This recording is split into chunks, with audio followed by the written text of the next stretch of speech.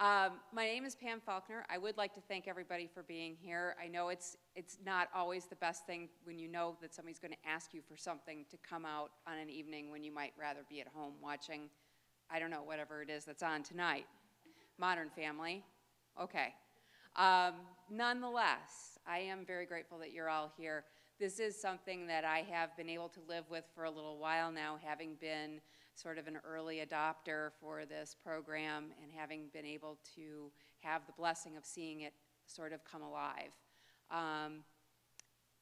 When this was first rolled out, and I was told that the theme was going to be Imagine the Possible, that was going to be the name of the campaign, it took me to my first introduction to this congregation, and that was when my children, my younger daughters, were not quite 10 and not quite 7, and we had just moved here from California, needed to find a new congregational home.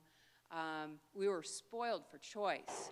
I lived in, before we moved here, lived in what my mother referred to as a private gated community 10 miles north of Malibu. It was the Naval Weapons Station.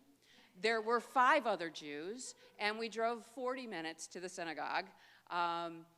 So coming here to the North Shore and having, you know, so many people of our faith, secularly or religiously, in the congregation or in the community was amazing to me. The idea that I could choose from a number of different synagogues was both really liberating and incredibly daunting. I wasn't sure how to go about doing that. Reform was the obvious choice for a number of reasons, but I didn't really know which one to pick. And this was not my natural inclination to come here because it was so big and it was sort of intimidating to try to figure out where would I fit in this community. But I looked at what the service schedule was. I saw a 9:15 service on a Saturday morning and thought, well, okay, you know, that seems like a good one to try. We'll go there. And so the girls and I came in, and it was in this room, and it was the Minyan service.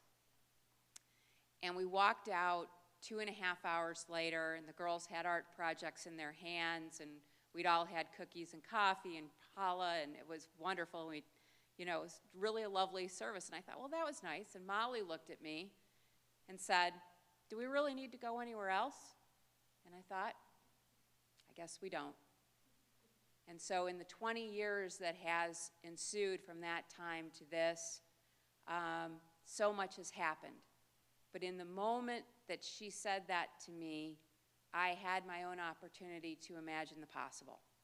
And it was seeing my girls grow and learn here in this place, and thinking that they might become bat mitzvah here, and that they might be married here, and that there might be baby namings here, and all of those things have come to pass. And so imagining the possible for me became very real. But what I didn't know, and what I couldn't have imagined, or maybe I could have, but I didn't because I was thinking about them and not so much about me, was that I would learn and grow and breathe and be here. I would find some of my best friends who are sitting in this room tonight. I would become bat mitzvah with women who are sitting in this room tonight. I would become a lay leader with the women of North Shore Congregation Israel, having been shanghaied by women who are in this room tonight into an organization that I have found to really be so enriching for me. And all of it is because I'm a member of this congregational family. So when it came time to think about what our contribution was going to be to this campaign, because there was no ever question of whether or not we would contribute to this campaign, my husband and I and our daughters got together and we talked about it. And we decided that we plant our flag here.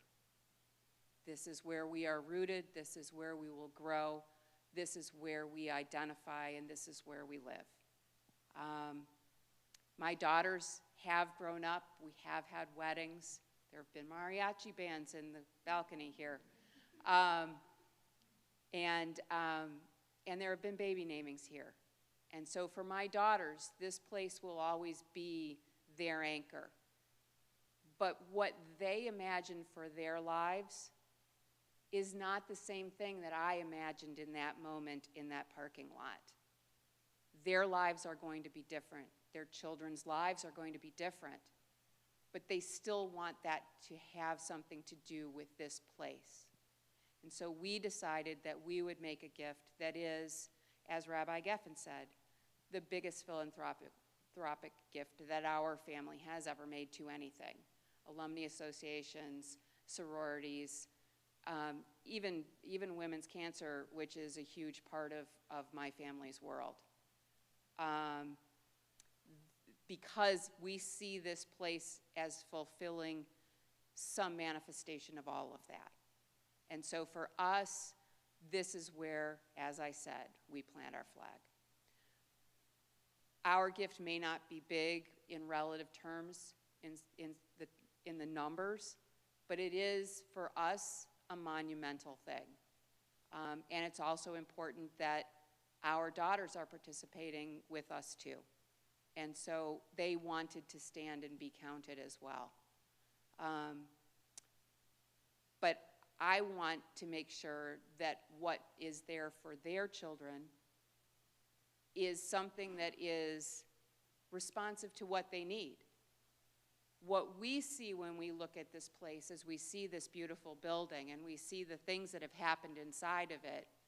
What we see when we look at it through our children's eyes is something that needs to be responsive to what their needs will be in a time that we can't even imagine. And so we wanted to be able to step into that with joy. And so that's the decision that we made.